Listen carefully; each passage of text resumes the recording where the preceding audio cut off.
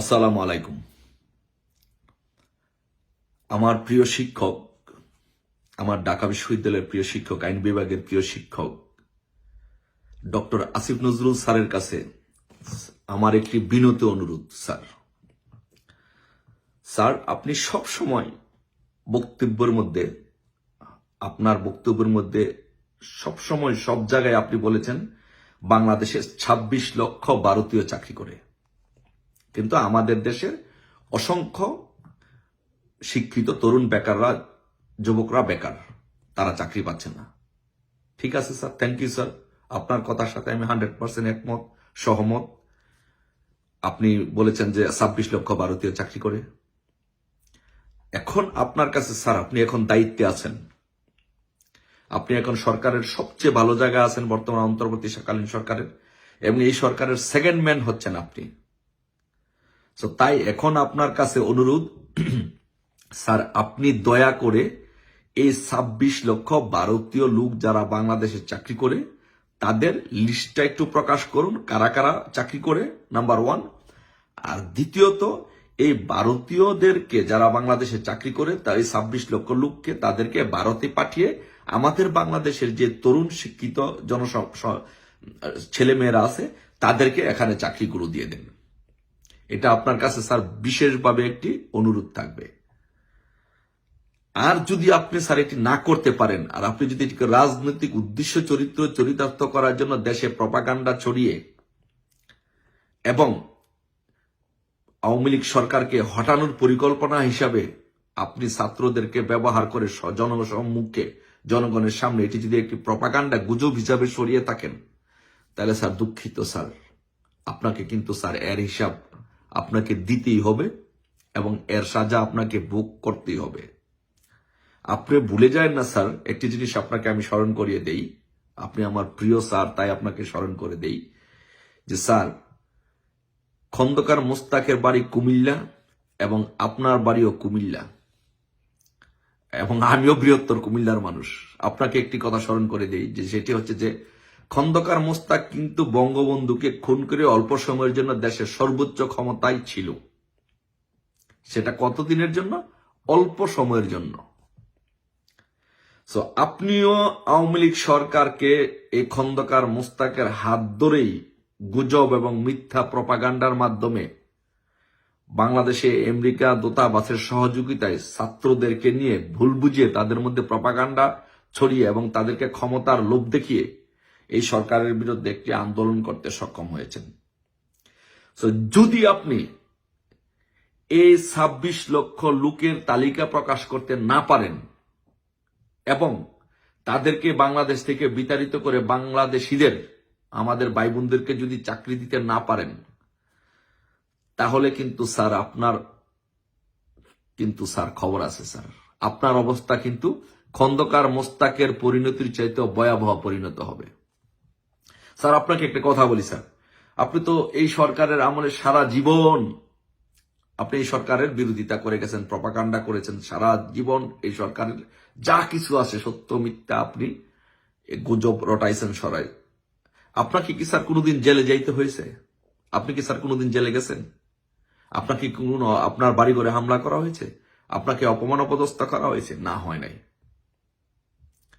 কিন্তু আপনি ক্ষমতায় এই গুজবের উপর ভিত্তি করে ক্ষমতায় আসার সাথে সাথে আপনারা বাংলাদেশের সমস্ত স্থাপনাগুলোতে, বড় বড় স্থাপনাগুলোতে আপনারা হামলা করতেছেন। আওয়ামী লীগের প্রত্যেকটি নেতার বাড়িঘর ভেঙে জ্বালিয়ে পুড়িয়ে ছারখার করে দিচ্ছেন। স্যার ভুলে যান না স্যার, খন্দকার মোস্তাকের নাম নিশানাও কিন্তু বাংলাদেশের মাটিতে ছিল না এবং এখনো নাই। এবং খন্দকার মোস্তাক একজন সর্বজন ঘৃণিত একজন পাত্র। আপনিও যদি স্যার খন্দকার মোস্তাকের মতো যদি আপনি এটা প্রমাণ করতে না পারেন, আপনি যে প্রপাগান্ডাগুলো ছড়িয়েছেন যে ২৬ লক্ষ ভারতীয় বাংলাদেশে চাকরি করে এবং তাদেরকে যদি লিস্ট প্রকাশ করে তাদের জায়গায় যদি বাংলাদেশিদের চাকরি দিতে না পারেন, আপনার জায়গা কিন্তু খন্দকার মোস্তাকের জায়গায় কিন্তু আপনার স্থান হবে। এবং আমি একটি বলে দিচ্ছি, আপনি দিন সহ তারিখ সহ লিখে রাখেন যে আপনি কোনোদিন তো আওয়ামী লীগ আমলে এত কিছু করার পরেও আপনি জেলে যান নাই, আপনি দেশ ছাড়া হন নাই। আপনার কিন্তু বাংলাদেশে কিন্তু স্যার আপনার স্থান হবে না। এই তরুণ সমাজ আপনার গায়ের পশম কিন্তু একটা একটা করে খুলেও শান্তি পাবে না। আপনি বাংলাদেশের যেই ক্ষতি করেছেন স্যার, আপনি একজন ঢাকা বিশ্ববিদ্যালয়ের শিক্ষক, আমার শ্রদ্ধে স্যার, একবার শুধু ভেবে দেখেন আপনি ষড়যন্ত্র করে ক্ষমতায় যাওয়ার জন্য এই ছাত্রদেরকে ব্যবহার করে কি করছেন আপনি। একটা সাজানো গোছানো একটা দেশকে, একটা চমৎকার সুন্দর একটা দেশকে, যা উন্নয়নের মহাসড়কে যে দেশটি ছিল, সেই দেশটিকে আজকে আপনি ধ্বংসস্তূপের দ্বার প্রান্তে দাঁড় করিয়ে দিলেন আপনাদের ক্ষমতার জন্য। আপনার মতো খন্দকার মোস্তাকদের ক্ষমতার লোভের জন্য আপনারা ডক্টর ইউনূসের হাত ধরে মার্কিন যুক্তরাষ্ট্রের বাংলাদেশের দূতাবাসের সহায়তা নিয়ে আপনারা এই কাজগুলো করেছেন। ইতিহাস কিন্তু স্যার কখনো আপনাদেরকে ক্ষমা করবে না। বাংলাদেশের তরুণ জনসমাজ আপনাদেরকে কিন্তু স্যার ক্ষমা করবে না। আপনাদের পরিণতি হবে খুবই ভয়াবহ। ডক্টর ইউনূস বাংলাদেশে আইন ফেস করেছে, কিন্তু ডক্টর ইউনূসকে জোর করে কেউ জেলে একদিনের জন্য তাকে জেলে দেয়নি। তার উপরে কেউ শারীরিকভাবে নির্যাতন করেনি, অত্যাচার করেনি। কিন্তু ডক্টর ইউনূস এবং আপনি এই কাজগুলো করার ফলে আপনাদের সারা জীবনে বাংলাদেশে আপনাদের শেষ কবরটুকু হওয়ার রাস্তা আপনারা বন্ধ করে দিয়েছেন। আমি আপনাদেরকে বলে দিলাম, আপনাদের কবরও এই বাংলাদেশের মাটিতে, ডক্টর ইউনূস এবং ডক্টর আসিফ নজরুল স্যার, আপনাদের কবরও এই বাংলাদেশের মাটিতে হবে না। কেন হবে না জানেন? কারণ আপনারা যখন দেশ ছেড়ে পালাবেন, তখন আপনাদের লাশটা দেশে আনার জন্য কেউ দায়িত্ব নিবে না। বাংলাদেশ আওয়ামী লীগ আপনি ধ্বংস করে দিবেন? বাংলাদেশ আওয়ামী লীগকে আপনি নিঃশেষ করে দিবেন?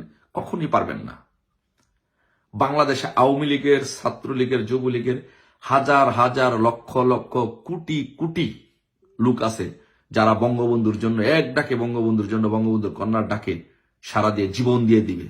আপনি আপনাকে আমি চ্যালেঞ্জ করলাম, আপনি শুধু আজকে বলেন যে আপনি প্রশাসন দিয়ে আপনি আওয়ামী লীগের নেতাকর্মীদের, ছাত্রলীগের নেতাকর্মীদেরকে নির্যাতন করবে না। উইদিন 24 আওয়ার, 24 ঘন্টার নোটিসে বাংলাদেশে ঢাকাতে 50 লক্ষ লোকের সমাবেশ হবে। এটার নাম বাংলাদেশ আওয়ামী লীগ, এটার নাম বঙ্গবন্ধু, এটার নাম শেখ হাসিনা। বাংলাদেশ আওয়ামী লীগ, বঙ্গবন্ধু বা শেখ হাসিনা এটি কোনো নাম নয়। এর অপর নাম হচ্ছে আবেগ এবং অনুভূতি। এক আবেগ এবং অনুভূতির নাম হচ্ছে বাংলাদেশ আওয়ামী লীগ, এক আবেগ এবং অনুভূতির নাম হচ্ছে বঙ্গবন্ধু, আবেগ এবং অনুভূতির নাম হচ্ছে শেখ হাসিনা। শেখ হাসিনা বাংলাদেশে আসবে, বাংলাদেশ আওয়ামী লীগ এদেশে রাজনীতি করবে, আবার সরকার গঠন করবে, ক্ষমতায় যাবে, সবই করবে। শুধু আপনার মতো খন্দকার মুস্তাকরা এই বাংলাদেশে আর কোনোদিন আসতে পারবে না, এবং আপনাদের জানাজাও এই দেশের মাটিতে হবে না। শুধু এইটুকু লিখে রাখেন, আপনাদের এই অপকর্মের জন্য আপনারা এই দেশটাকে, একটা সাজানো গুছানো দেশকে যখন ধ্বংস করে দিচ্ছেন, এদেশের জনগণ যখন জানবে যে আপনারা এই কাজগুলো করেছেন আপনাদের ব্যক্তি স্বার্থ, চরিতার্থ করার জন্য, আপনাদের লোভ লালসার জন্য, আপনাদেরকে এই দেশ থেকে জনগণ বিতাড়িত করবে। সেই দিনটি বেশি দূরে নয়, সেই দিনটি খুব নিকটে। ভালো থাকবেন স্যার, দেখা হবে রাজপথে, কথা হবে স্লোগানে স্লোগানে। জয় বাংলা, জয় বঙ্গবন্ধু, জয় শেখ হাসিনা।